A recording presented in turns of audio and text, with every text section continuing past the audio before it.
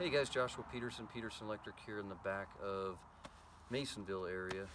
Somebody was trying to get a trench put in and get a little gas line, propane line put into their house because it had failed, and typically what happens, he ends up crisscrossing and the ditch witch hit the power. Usually how you know is you see a lot of arcing and sparking, or you lose power real quick, but you can see those ditch witches don't mess around when it hits it. This is called a URD, direct burial wire feeder.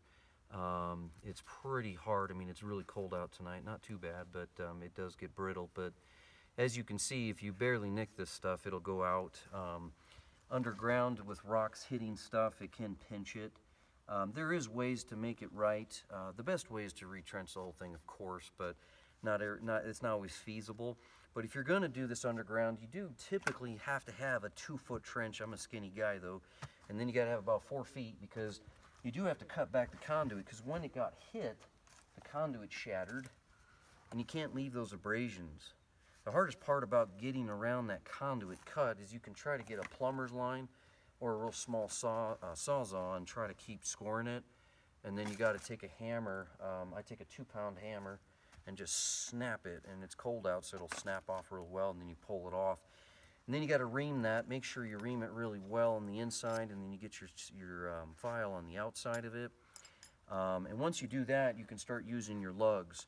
I like to use these right here. It's an Ilsko rubber lug. You're not going to find this at your big box store. These guys are rated up to 300 kc mil. Usually feeders to a house in a 200 amp service is going to be a 4-aught to 250 kc mil. It could be a copper at 2-aught, but right here, of course, this is aluminum. They did put conduit to protect it because you are in the mountains here.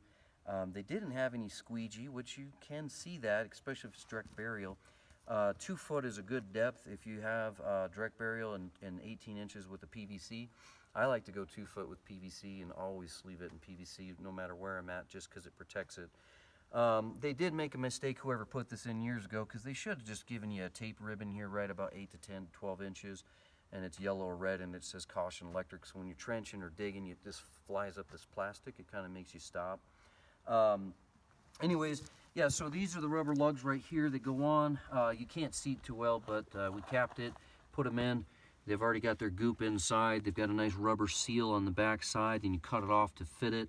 I phased it color just because when I'm here at night, I just don't want to mix up my yellow-white conductor with my black and cross it.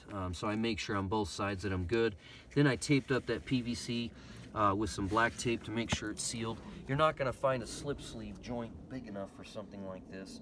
And then you do have to have a 6-foot piece of 3-aught copper is what the customer bought me, which was great. And then we had some number 2 aluminum and use smaller bugs on that. I will get, instead of these types of normal bugs you guys see in the field, I'm going to get these again. I like these better. Either way around, it really hard at night. You do need a torch. I like to work with a torch like this. These calls always come in May, April, September, October, November. Not sure why, other than the fact either we have a lot of water runoff in Colorado and it starts to make the ground shift and a rock hits it. But I don't like using a torch head and doing this in the trench with a normal propane tank, because that torch head, as you go upside down, starts to frost upwards and it doesn't work and you can't get the heat and it turns off. So I like to have my gun right here, and it's flexible, making sure I don't hit that hose, and I heat up the conductors, and then I'm able to slip it off. And you should use this. This is by South Wire. These guys did a really good job. It's a very expensive tool. It's about $225, but it digs it just perfect, especially if it's warm, to peel off that insulation. You could go old school, some loppers, and take your Klein knife and cut it. You're going to need some deox in here just to make sure you get that going. I've got my own recipe here from a nice guy at Excel a few years ago, gave it to me, and I keep using his stuff and adding my stuff and mixing it. Feels like it's a really good batch. You need that with your aluminum. You do need some typical generic tape.